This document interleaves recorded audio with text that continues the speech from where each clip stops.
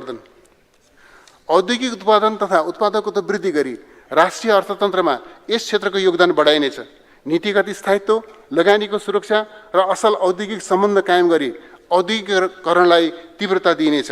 व्यावसायिक वातावरणमा सुधार गरी निजी लगानी प्रवर्धन गर्न र रोजगारी सृजना गर्न आवश्यक कानुनी, नीतिगत र प्रक्रियागत सुधारलाई उच्च प्राथमिकता दिइनेछ। लघु, घरेलु, साना र मझौला उद्योगको प्रवर्धन गरी उत्पादित वस्तु र सेवाको ब्रान्डिङ गरिनेछ। उद्योग क्षेत्रमा नवीनतम प्रविधि प्रोत्साहन गर्न र इन्डस्ट्री 4 को अवधारणा कार्यान्वयन गर्न सहयोग र सहजीकरण गरिनेछ। काम खोज्ने होइन, काम दिने युवाको सङ्ख्या वृद्धि गर्न नवप्रवर्तनमा आधारित स्टार्टअप उद्यमशीलता प्रवर्धन गरिनेछ। जेनजी पुस्तालाई उद्यमशील र व्यावसायिक बनाउन सरकार, विश्वविद्यालय र निजी क्षेत्रसँगको सहकार्यमा इन्क्युबेसन सेन्टर सञ्चालन गरिनेछ। स्टार्टअप उद्यमीलाई सिप विकास, व्यवसाय विस्तार, बजारीकरण र मूल्य श्रृङ्खलामा आबद्ध गर्न सहुलियतपूर्ण कर्जा कार्यक्रम विस्तार गरेको छु। यसका लागि 3% ब्याज दरमा ऋण उपलब्ध गराउन रु 73 करोड विनियोजन गरेको छु।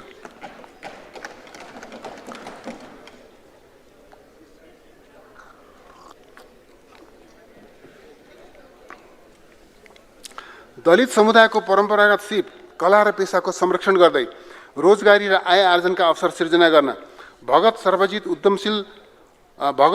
उद्यमशीलता विकास कार्यक्रम सञ्चालन गरिनेछ। आधुनिक प्रविधिको प्रयोग गरी सुन, चाँदी, काँच, तामा, फलाम, छाला, काठ, पत्थर लगायतका सामग्री उत्पादन र बजारीकरण गरिनेछ। यसका लागि पुँजीगत अनुदान र सहुलियतपूर्ण कर्जा र सिप विकास तालिम उपलब्ध गराउन रु 50 करोड विनियोजन गरेको छु। सुन चाँदीको गहना निकासी गर्ने उद्योगलाई बन्डेड वेयरहाउसको सुविधा उपलब्ध गराइनेछ। यस्ता उद्योगले निकासी मूल्यको न्यूनतम 50% विदेशी मुद्रा अग्रिम भुक्तानी प्राप्त गरेमा सो रकम बराबरको सुन चाँदी खरिद गर्न सक्ने व्यवस्था मिलाइनेछ। उद्योग व्यवसाय सम्बद्ध सार्वजनिक सेवालाई सरल, सहज र प्रविधि मैत्री बनाइनेछ। कम्पनीको दर्तादेखि बहिर्गमनसम्मका सबै कार्य एकल बिन्दुबाट सम्पादन हुने व्यवस्था मिलाइनेछ। विशेष आर्थिक क्षेत्र र औद्योगिक क्षेत्रमा नयाँ उद्योग स्थापना गर्ने अनुमति प्राप्त गर्ने उद्योगहरूलाई सुरुका 3 वर्षको भाडा छुट दिइनेछ।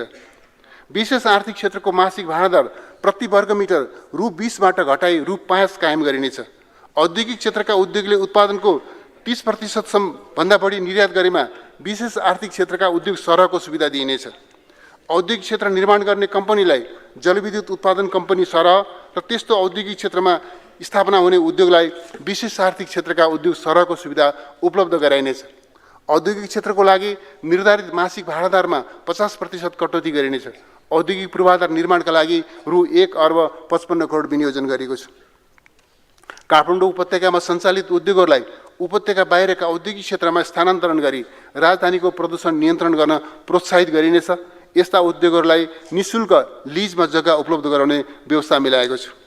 जग्गा प्राप्ति र हदबन्दी सम्बन्धी कानुनको पुनरावलोकन गरिनेछ। उद्योग, व्यवसाय, कृषि फर्म र हाउसिङ अपार्टमेन्टका लागि हदबन्दीभन्दा बढी जग्गा खरिद गर्न पाउने व्यवस्था मिलाइनेछ। अनुमति प्राप्त गरी निर्माण सम्पन्न भएका तर हदबन्दीका कारणले बिक्री हुन नसकेका हाउसिङ तथा अपार्टमेन्टहरू बिक्री गर्न पाउने व्यवस्था मिलाइनेछ। प्रत्यक्ष वैदेशिक लगानीका लागि नेपाललाई उत्कृष्ट गन्तव्य स्थलमा विकास गरिनेछ। लगानी सम्भावना भएका मुलुकहरूसँग लगानी प्रवर्धन एवं दोहोरो करमुक्ति सम्झौता गरिनेछ। वैदेशिक लगानी भित्र्याउने र नाफा फिर्ता लैजाने प्रक्रियालाई सरल बनाइनेछ। राष्ट्रिय प्राथमिकताको क्षेत्रमा वैदेशिक लगानी आकर्षित गर्न एङ्कर इन्भेस्टमेन्टको नीति लिइनेछ। सार्वजनिक निजी साझेदारीलाई सुदृढ बनाउन कानुनी सुधार गरिनेछ। लगानी बोर्ड अन्तर्गत स्वचालित एकल बिन्दु सेवा केन्द्र स्थापना गरिनेछ। प्राथमिकता प्राप्त क्षेत्रका आयोजनाहरूमा लगानी आकर्षित गर्न भायबिलिटी ग्याप फन्डिङको व्यवस्था गरिनेछ। लगानी बोर्डले सङ्घका साथै प्रदेश र स्थानीय तहमा समेत सार्वजनिक निजी साझेदारीको अवधारणा अनुरूप स्रोत व्यवस्थापन, आयोजनाको छनौट र कार्यान्वयन गर्न सक्ने व्यवस्था गरिनेछ। यसका लागि लगानी बोर्ड अन्तर्गत सार्वजनिक निजी साझेदारी निर्देशनालय स्थापना गरिनेछ।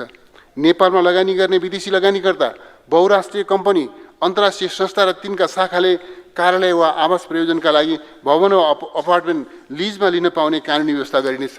लगानी बोर्डको संस्थागत क्षमता विकास गरिनेछ। आर्थिक वर्ष 2082-83 भित्र निजी क्षेत्रसँग रु 7 खर्ब बराबरको परियोजना विकास सम्झौता र रु 4 खर्ब बराबरका आयोजनाको निर्माण कार्य थालिने गरिनेछ। लगानी बोर्ड नेपालका लागि रु 74 करोड विनियोजन गरेको छु। नेपाली व्यवसायी वा कम्पनीलाई विदेशमा बिक्री शाखा वा अर्धप्रशोधित सामग्री निर्यात गरी प्रशोधन कारखाना स्थापना गर्न अनुमति दिइनेछ। यसका लागि निर्यातबाट हुने वार्षिक आम्दानीको 25% विदेशमा लगानी गर्न पाउने कानुनी व्यवस्था गरिनेछ। यस्तो व्यवसायबाट आर्जन हुने मुनाफाको 50% देशभित्र फिर्ता गर्नुपर्ने व्यवस्था गरिनेछ। विदेशमा गरिने लगानी स्वीकृतिको जिम्मेवारी लगानी बोर्डमा रहने व्यवस्था गरिनेछ। नेपाली नागरिकले विदेशी कम्पनीलाई प्रविधि वा विशिष्ट प्रकृतिको ज्ञान वा सेवा उपलब्ध गराए बापत स्वेट सेयर लिन पाउने कानुनी व्यवस्था गरिनेछ। लगानी बोर्ड मार्फत सार्वजनिक निजी साझेदारीमा झापाको दमक स्थित औद्योगिक पार्कको निर्माण सञ्चालन व्यवस्थापन गरिनेछ। कञ्चनपुरको दैजी, बाँकेको नौबस्ता, दाङको लक्ष्मीपुर, रूपन्देहीको मोतीपुर, चितवनको शक्तिखोर, मकवानपुरको मयूरधापमा लगानी बोर्ड मार्फत निजी क्षेत्रको सहभागितामा आधुनिक औद्योगिक क्षेत्रको निर्माण गरिनेछ। पाँचखाल र सिमरा स्थित विशेष आर्थिक क्षेत्रलाई निजी क्षेत्रको सहभागितामा सञ्चालन गरिनेछ। तुलनात्मक र प्रतिस्पर्धात्मक लाभका वस्तु लक्षित निर्यात रणनीति अवलम्बन गरिनेछ। व्यापार पूर्वाधारको विकास र प्रविधि हस्तान्तरणमा प्राथमिकता दिइनेछ। निजी क्षेत्रसँगको सहकार्यमा मेक इन नेपाल र मेड इन नेपाल अभियान सञ्चालन गरिनेछ। भैरवाको एकीकृत जाँच चौकी र रसुवाको टिमोरीमा सुक्खा बन्दरगाहको निर्माण सम्पन्न गरी सञ्चालनमा ल्याइनेछ। कञ्चनपुरको दोधारा चाँदनीमा सुक्खा बन्दरगाह निर्माण कार्य अगाडि बढाइनेछ।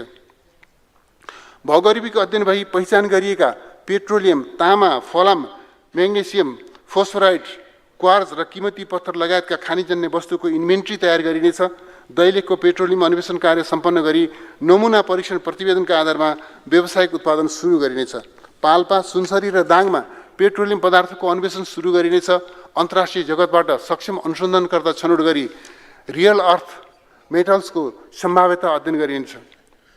आर्थिक वर्ष 2082-83 नेपालमा खानीजन्य वस्तुको अन्वेषण, उत्पादन र बजारीकरणको सम्भावना यकिन गर्न माइनिङ क्षेत्रका विज्ञहरूको सहभागितामा अन्तर्राष्ट्रिय सम्मेलन आयोजना गरिनेछ। प्राकृतिक तथा खानीजन्य वस्तुको व्यावसायिक उत्पादन र बजारीकरणमा निजी क्षेत्रलाई सहभागी गराइनेछ। वातावरणीय प्रभाव अध्ययनबाट उपयुक्त र आर्थिक दृष्टिले सम्भाव्य देखिएका खानीजन्य र नदीजन्य निर्माण सामग्रीको उत्खनन, प्रशोधन, आन्तरिक उपयोग र निर्यात गर्ने व्यवस्था मिलाइनेछ। अन्तर्राष्ट्रिय मापदण्ड अनुरूप गुणस्तर मापदण्ड निर्धारण गरी निर्यात गन्तव्य मुलुकहरूसँग पारस्परिक मान्यता कायम गरिनेछ। नेपालमा उत्पादित वस्तुको मापदण्ड निर्धारण तथा प्रमाणीकरण कार्यलाई व्यवस्थित र गुणस्तरीय बनाइनेछ। बौद्धिक सम्पत्तिको संरक्षण सम्बन्धी कानुनमा सामयिक सुधार गरिनेछ। उत्पादनमूलक पर्यटन र निर्माण उद्योगका साथै आवास विकास कम्पनीहरूका लागि सरल र सुलभ तरिकाले कार्यशील पुँजी कर्जा उपलब्ध गराउन सहजीकरण गरिनेछ। दुर्गम र पहाडी क्षेत्रमा खाद्यान्न र नुनको सहज आपूर्ति सुनिश्चित गरिनेछ। इन्धनको सहज आपूर्तिको लागि भण्डारण क्षमता विस्तार गरिनेछ। प्रदूषण नियन्त्रण र पेट्रोलको आयात न्यूनीकरण गर्न बायो इथानोल मिश्रण गर्ने व्यवस्था मिलाइनेछ। अम्लेगञ्ज लोथर पेट्रोलियम पाइपलाइन विस्तार तथा भण्डारण स्थल निर्माण कार्य अगाडि बढाइनेछ। सिलगढी चाराली अन्तर्देशीय पेट्रोलियम पाइपलाइन तथा भण्डारण निर्माण सुरु गरिनेछ। कालोबजारी, एकाधिकार, सिन्डिकेट र कृत्रिम अभाव सृजना गर्ने जस्ता अनुचित क्रियाकलाप नियन्त्रण गरी बजारलाई स्वच्छ, प्रतिस्पर्धी र उपभोक्ता मैत्री बनाइनेछ। उपभोक्ता अदालतलाई सबै प्रदेशमा विस्तार गरिनेछ। उद्योग, वाणिज्य तथा आपूर्ति मन्त्रालयका लागि रु 10 अर्ब 14 करोड विनियोजन गरेको छु।